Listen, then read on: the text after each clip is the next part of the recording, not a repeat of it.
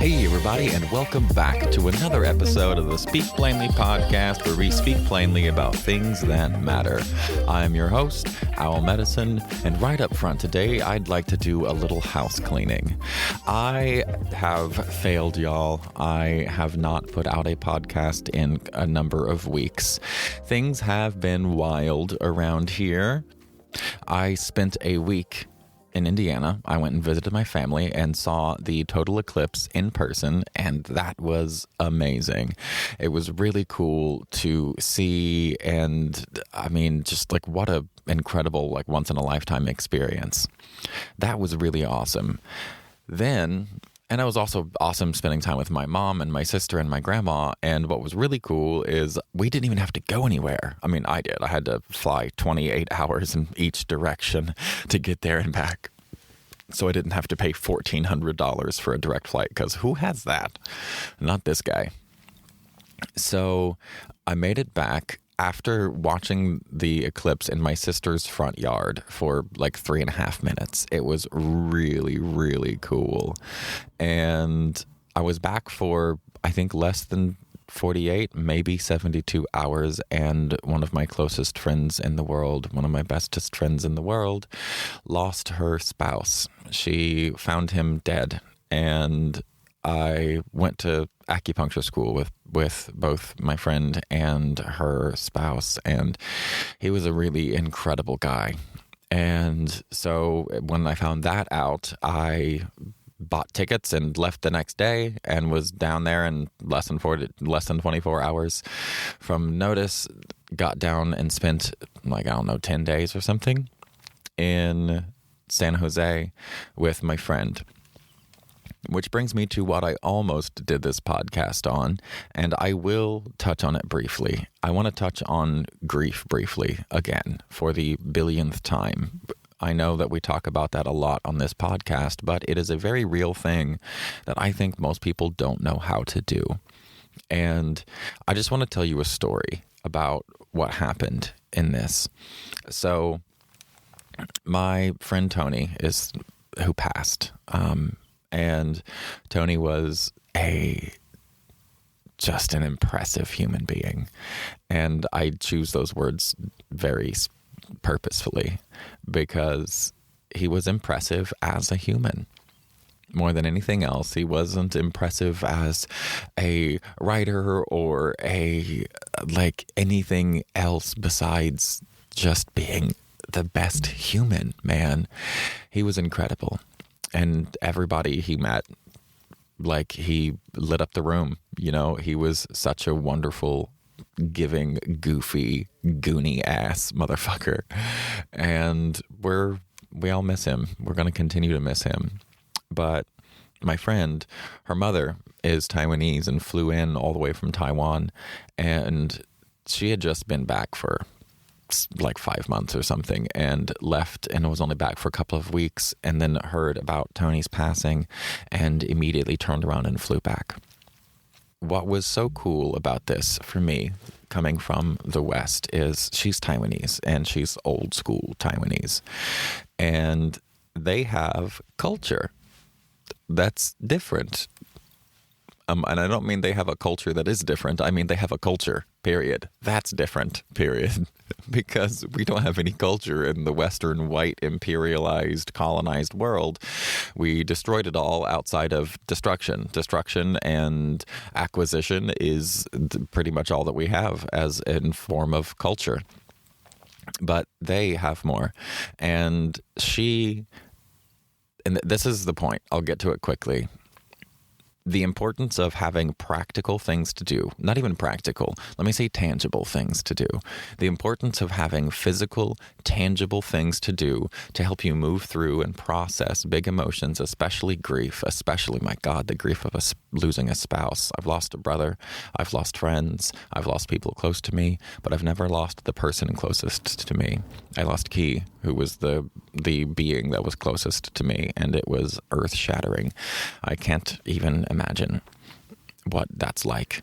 But in Taiwan, they have their own heaven and hell, and the heaven was really cool because the Taiwanese or Chinese heaven is they have everything that we have here on Earth except in black and white, and you have these really cool ceremonies. We had a beautiful ceremony out at the beach where we burned exactly at 7 days from his passing, where we burned stuff that was his.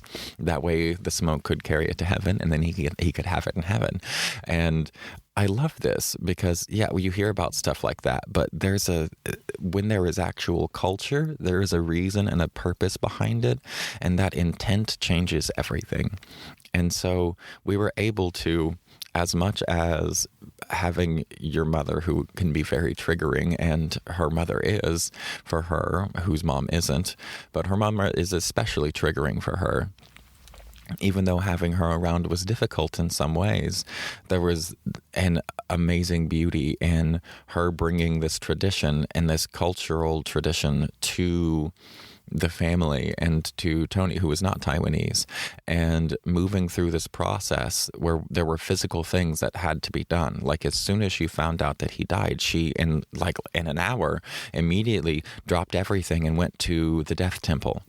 They have death temples there, and she made an offering at the death temple. Then she went to these funeral shops that sell things for these funerals, where I guess it's not for the funeral, it's for some sort of releasing ceremony. I don't know what the name was, but there was paper. She brought a 3-foot paper car, and they have all the fancy cars because, again, it's just like Earth except black and white. And so their belief system says this is the way things work, and so these are the things that you do to foster the stuff that you want. Although, like I said, mom can be triggering.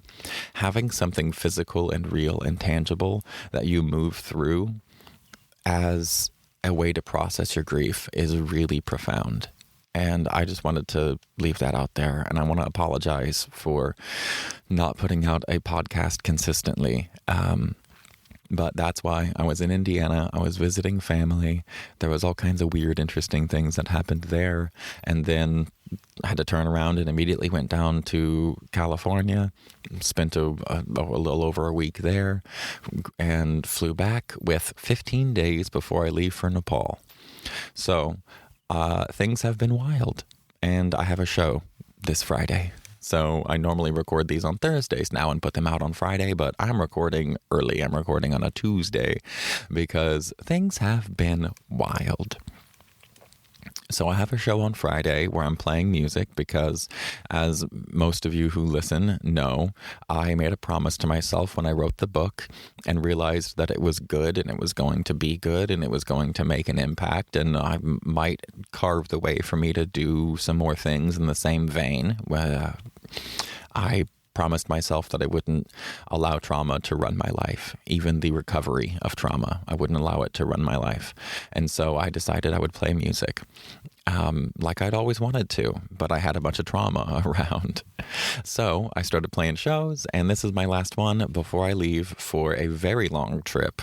I'm doing Nepal and then Ladakh in the northern part of India, up on the beautiful plateau.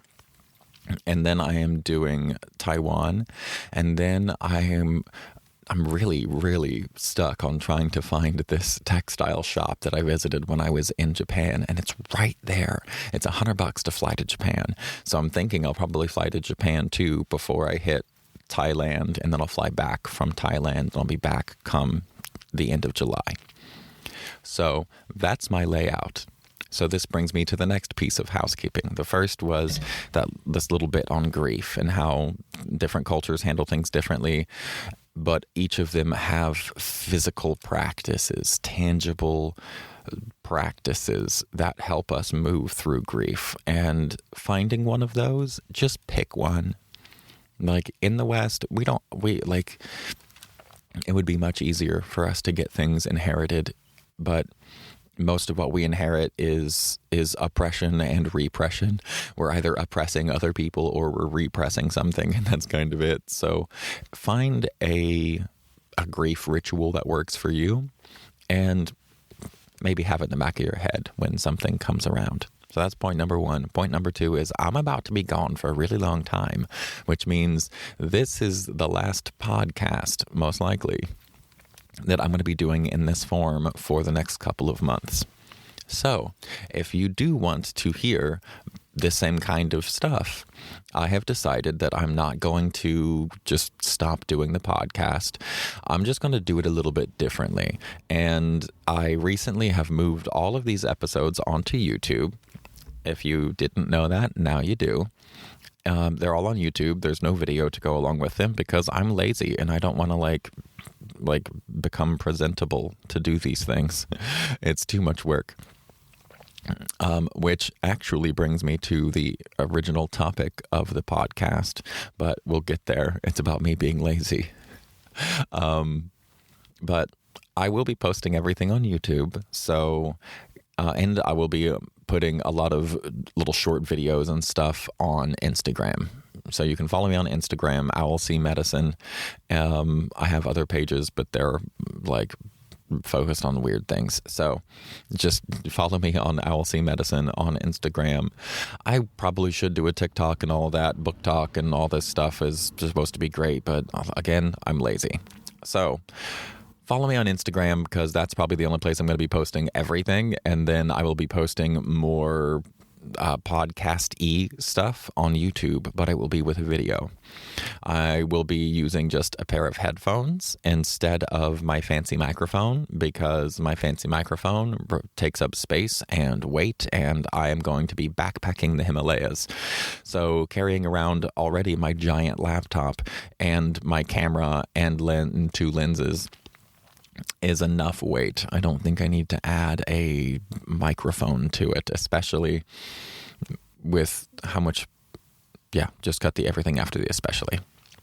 All right, so here we are. Now we've gotten the housekeeping out of the way. Grief is wild.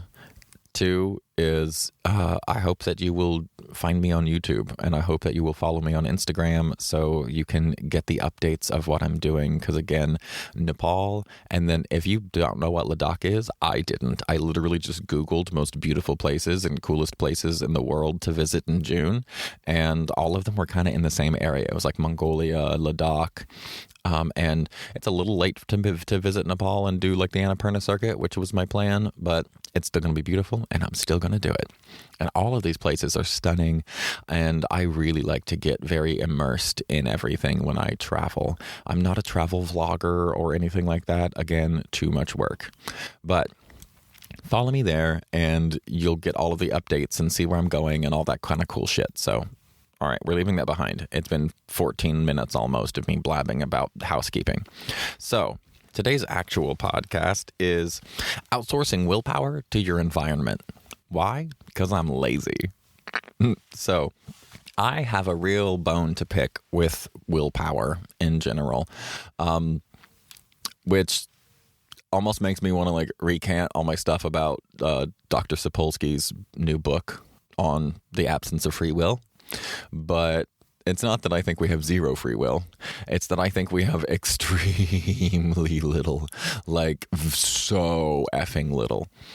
But I do think that tiny bit is very important. I mean, that's sensitive dependence upon initial conditions. And I think having even the tiniest amount of free will is very important. But this isn't a philosophical episode.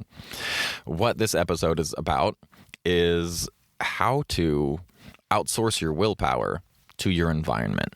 What I mean by that is, how do you get things done the easy way instead of using your willpower? Because again, most of us, our willpower is shit.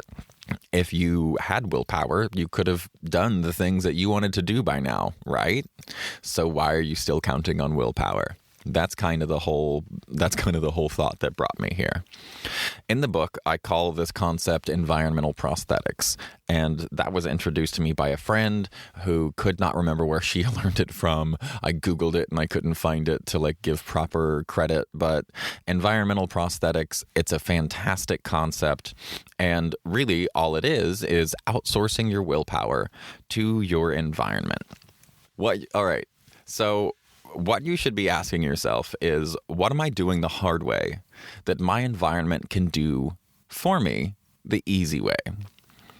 How can I use the space around me to make my life easier? So, just to talk about the importance of environment, there was a study done in 1984 on gallbladder surgery. And in the study, they had people in rooms with a brick wall and people in rooms with a window to a tree. There was a window that showed a brick wall, not just a brick wall, sorry. There was a window that only showed the view of a brick wall, and a window that showed a view of a tree.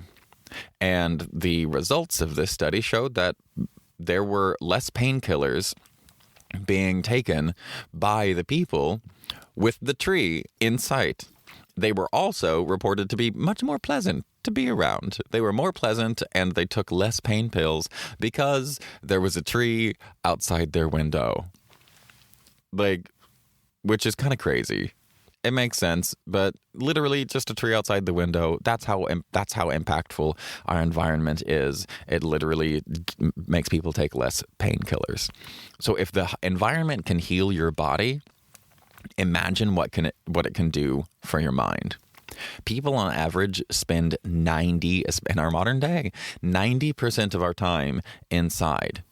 We don't have that much control over the outside. Weather happens, rain happens, tornadoes and thunderstorms and wind and all kinds of things that are uncomfortable and chaotic and out of our control. But inside, we control everything. We even control the climate. We call it climate control. It's AC and central heat. So if we have that much control over our inside, over the environments that we stay in because we're inside of buildings all of the time, then why shouldn't we try to help ourselves out by manipulating our environment to serve us better? What I mean by this is, why don't we use our environment to automate our own decisions? What can we use our environment to, how can we leverage our environment rather to create good habits and make good decisions the easy decision? There was there's the whole thing of I can have a bag of chips or I can have no chips. It is almost impossible for me to have one chip, right? If I have one Dorito, it's game over. If I have one cookie, it's game over. I will eat the entire box, right? Well, I will. I don't know if you know me, but I fucking will. So the way that I get around this and I don't exhaust any willpower is I don't have them in my van. Don't have them in your house. It's that simple. Don't have cookies in your house. That is a very simple way that you can use your environment to automate good decisions. So another example of how environment shapes us is there was a study where there was a German airport where they transplanted the airport. It was in one area and it was about to be moved to another. And some social scientists went, oh, this is a great chance to do a little study here. So they did a study where they surveyed the people in the area where the airport was and in the area where the airport was going to be. And then after they moved the airport, they did that same survey again. And it turns out that wherever the airport was, those children had negative psychological and physiological and behavioral effects. Your home environment should be tailored to you. It should make you feel loved. It should make you feel at home. It should make you feel comfortable. I'm a very growth-oriented person. I'm a very expansion-oriented person. I'm a very, make it better until it's wondrous kind of person. But my home, my van, really is about making me comfortable. It should be about making you comfortable too. But you can grow and expand in other arenas. But when you come home, it should be a sanctuary where you can rest. And that means not wasting your willpower.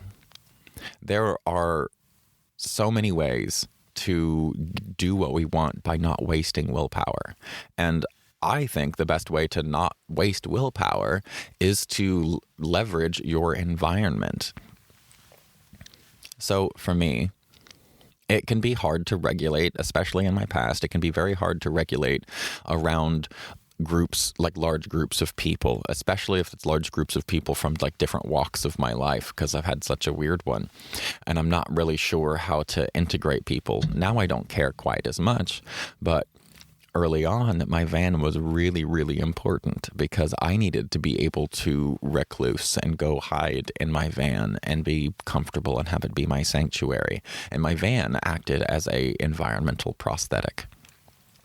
Because rather than being overwhelmed and freaking out, I could just come to my van and chill, calm down, and go back at it. And things worked really well for me. Another way that you can outsource your willpower to your environment is any habit that you have that you want to get rid of. The usual way is I got to stop drinking. Actually, just yesterday, I was on the phone with a great buddy of mine. I love him to death, and he's a sad sack right now. Broke up with his girlfriend, and we were talking about like how much it sucks and that sort of thing. And I asked like what he was doing, or I was like, "What do you do when you feel sad and you go get a beer?" He was like, "Well, I drink it." And I'm like, "Well, of course you fucking drink it. Do you do anything else?" And he was like, "Nope, I just drank it." I was like, cool.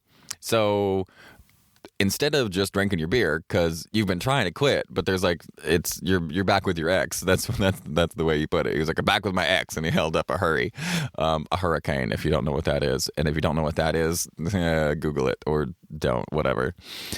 But he held up his little hurry and was like, back with my ex. I'm like, okay, cool. But you don't want to be. That was what he told me earlier. And of course, I don't give a fuck. I'm not judging. Like, do your thing, boo. But he was like, I'm back with my ex and I keep trying to quit drinking and I can't bring myself to. And I was like, well, then stop trying to quit drinking. Try crowding it out. That's the best way. Like, if you have a habit you want to break, crowd it out. So what that looks like in this case is this dude is a badass musician, a incredible mandolin player, and I love him to death. And he writes damn good music. And he actually just showed me yesterday a new song. Well, it was new to me. I guess he wrote it a little while ago now, but not that long ago.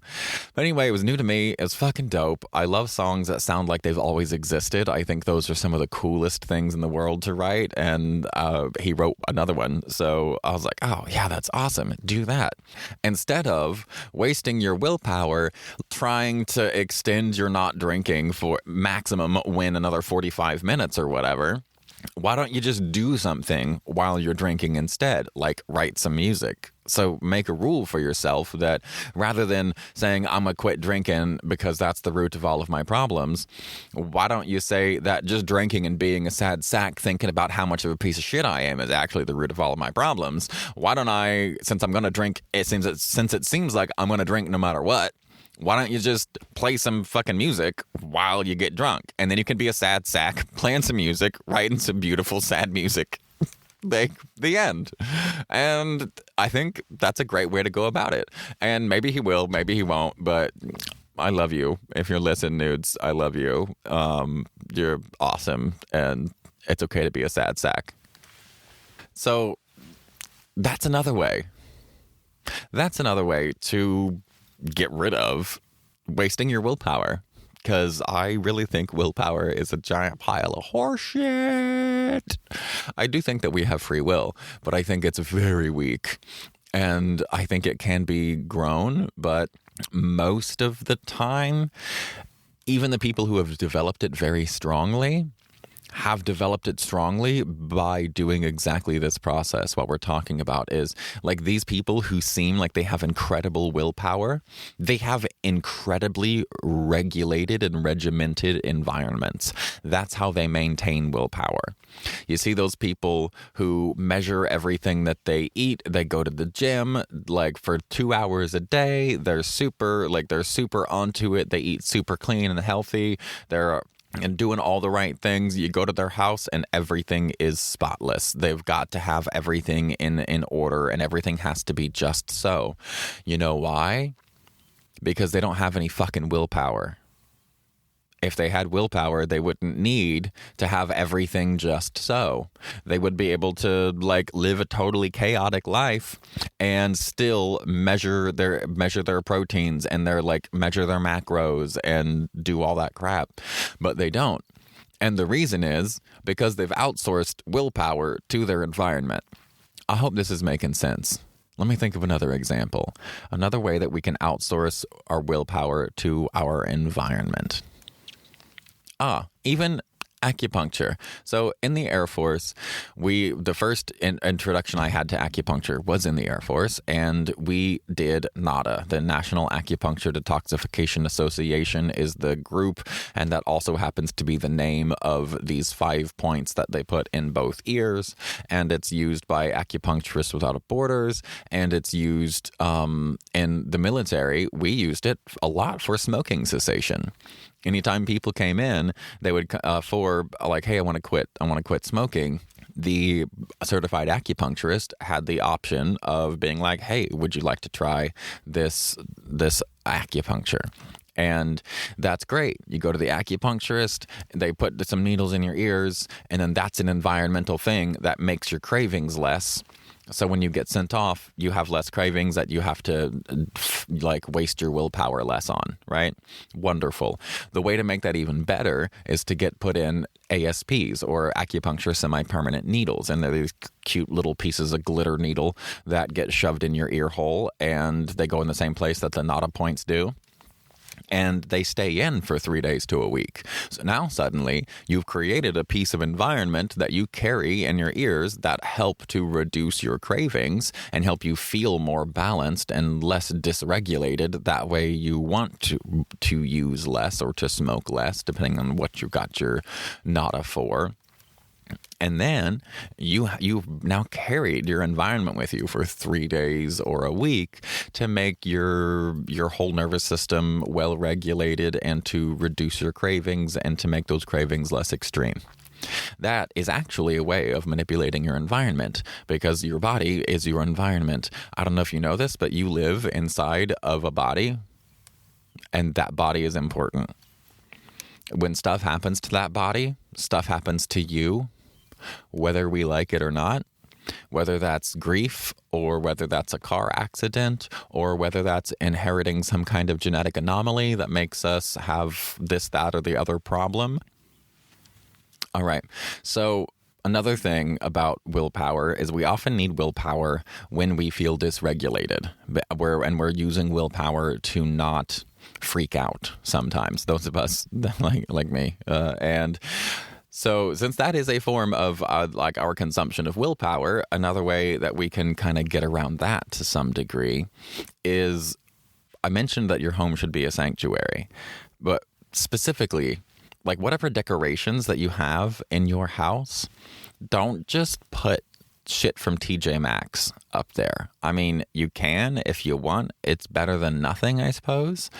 Definitely, it's better than nothing. But if you take the time to decorate your environment with things that are genuinely meaningful to you, not things that necessarily look the best or the most expensive or whatever, but things that are meaningful to you. And I mean, hey, when I first got enough money to buy nice things, when I was in the military and setting up my apartment and things, I got nice things, and I got things exclusively because they looked good, because I came from a family where we wasn't a matching plate set in the house or cups or silverware or or anything, and it drove me crazy. I'm not even OCD that way. I'm pretty chaotic, but that drove me nuts, and it reminded me that we were poor, and I didn't want that. So it did help me to do those things, and that was great and wonderful. But over time, I have found things that are both beautiful in the way that I wanted them to be beautiful, in a way that didn't make me feel like white trash, but also had stories. Even if that story is, I need art, so let me grab a friend and go to TJ Maxx and wander the store and have a good time and laugh and joke and cut up and get iced lattes on the way and make an event of it. And then I can go buy my little laying Buddha, like Glyke or whatever that everybody winds up getting from TJ Maxx or Kirkland's. Because what happens when you do that is every time that you look at your lying Buddha or your Kirkland's frame, you are reminded of the story. And narrative is so healing.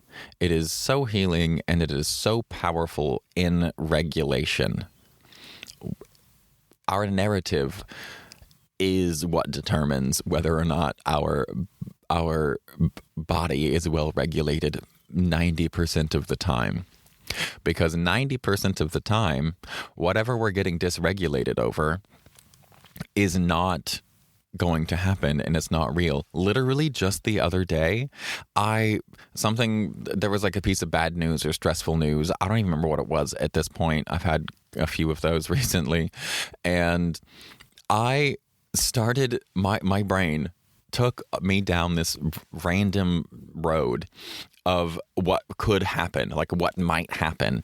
And it went far enough that it was just a thought.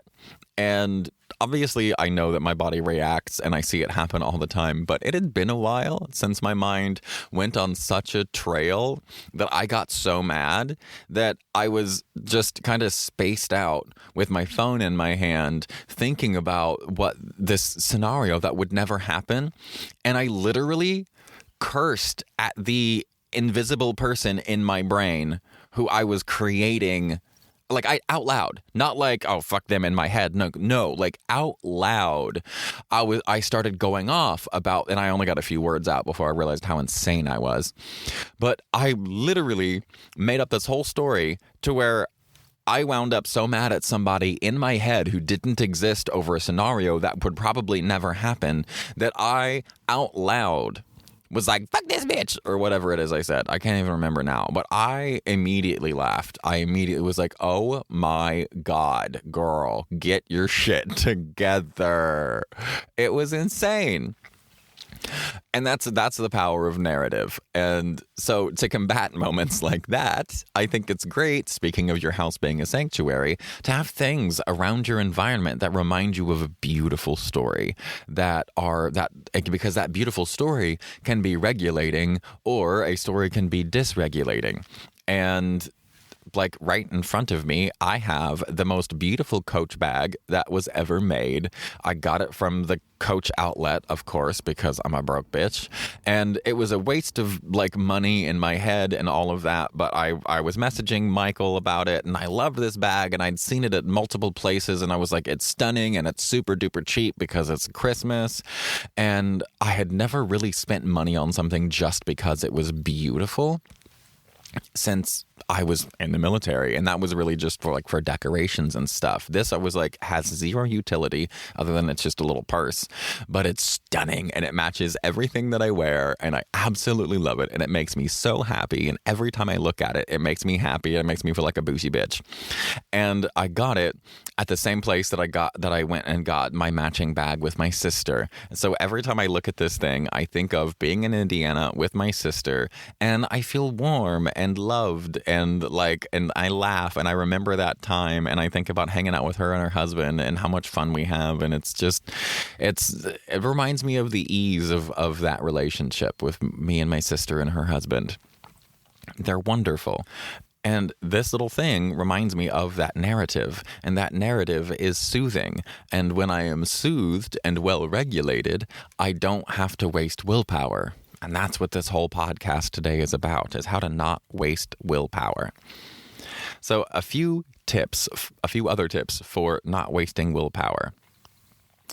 So solving environmental problems should be like a top priority for you because it allows you to save your willpower and you can use it for things that really matter.